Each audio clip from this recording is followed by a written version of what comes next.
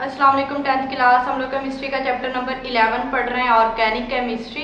And organic chemistry में हम topic discuss कर रहे हैं सोर्सेज ऑफ ऑर्गेनिक कंपाउंड्स। ठीक है, यानी हमें ऑर्गेनिक कंपाउंड्स किन किन चीज़ों से हासिल होते हैं, कौन कौन से ऐसे ज़राए हैं जिनसे हम ऑर्गेनिक कंपाउंड्स को हासिल कर सकते हैं। ठीक है, तो जिसमें हमने कोल को डिस्कस कर लिया था।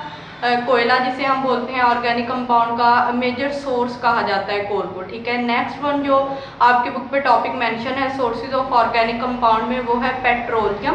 पेज नंबर है आप लोगों का पेज नंबर 63। ठीक है, पेट्रोलियम जहाँ से स्टार्ट हो रहा है फर्स्ट लाइन में, फर्स्ट ऑफ ऑल ये लिख रहे हैं कि बेसिकली पेट्रोलियम है क्या। ठीक है, पेट्रोलियम इज डार्क, ठीक है, ब्राउनिश और ग्रीनिश। ठीक है, इसका कलर ब्राउनिश शेड में होता है या ग्रीनिश डार्क ग्रीन कलर होता है। ठीक है, greenish black coloured viscous liquid. Viscous liquid का मतलब होता है गाढ़ा।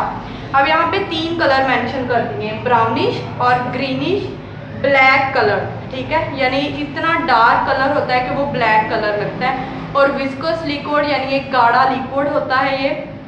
तो ये पेट्रोलियम के बारे में कि बेसिकली हम किस तरह के लिक्विड्स को, या पेट्रोलियम जो है वो किस तरह का लिक्विड होता है।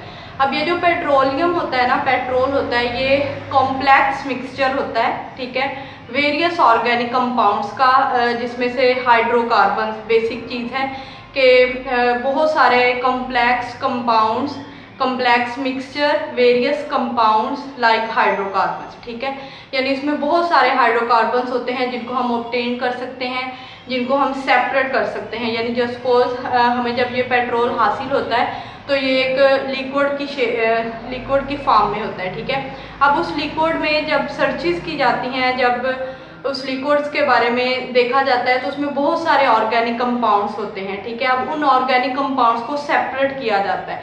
तो यहाँ पे एक प्रोसेस मेंशन है फ्रैक्शनल डिस्टिलेशन। फ्रैक्शनल डिस्टिलेशन में होता ये है कि ये जो ऑर्गेनिक कंपाउंड्स होते हैं ना, हाइड्रोकार्बन्स होते हैं, इनके डिफरेंट बॉइलिंग पॉइंट होते हैं, बॉइलिंग रेंज होती है।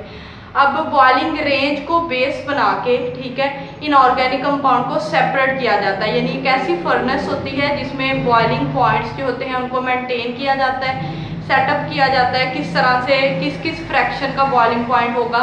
तो जब वो वाला बॉइलिंग पॉइंट आता है ना, तो वो फ्रैक्शन या वो कंपाउंड या वो कंपोनेंट खुद ब खुद सेपरेट हो जाता है। यानी उस बॉइलिंग पॉइंट पे खास लिक्विड बॉयल होता है, खास ऑर्गेनिक कंपाउंड बॉयल होगा, उस ऑर्गेनिक कंपाउंड को हम सेपरेट कर लेंगे। इस तरह बॉइलिंग रेंज को बेस बना के हाइड्रोकार्बन्स या ऑर्गेनिक कंपाउंड्स को या इन फ्रैक्शंस को सेपरेट कर लिया जाता है। ठीक है, तो पेट्रोलियम को फ्रैक्शनल डिस्टिलेशन प्रोसेस से गुजारा जाता है। उस फ्रैक्शनल डिस्टिलेशन प्रोसेस के नतीजे में हमें ऑर्गेनिक कंपाउंड हासिल होते हैं। ठीक है, यही वाला सारी चीज़ आपकी बुक पे यहाँ पे मेंशन है। It is a complex mixture of several, इसमें सॉलिड, लिक्विड और गैसियस तीनों फॉर्म्स होती हैं। तीनों फॉर्म्स के हाइड्रोकार्बन्स होते हैं, यानी कुछ हाइड्रोकार्बन सॉलिड स्टेट में होंगे, कुछ लिक्विड स्टेट में होंगे, कुछ गैसियस स्टेट में होंगे। ठीक है, इसी तरह compounds are separated by fractional distillation. अब इन कंपाउंड्स को, यानी हमारे पास तो एक मिक्सचर है ना, कॉम्प्लेक्स मिक्सचर है लिक्विड फॉर्म में। अब उसमें से हम जब फ्रैक्शंस को या कंपाउंड्स को सेपरेट करेंगे तो किस प्रोसेस के जरिए करेंगे, वो है फ्रैक्शनल डिस्टिलेशन।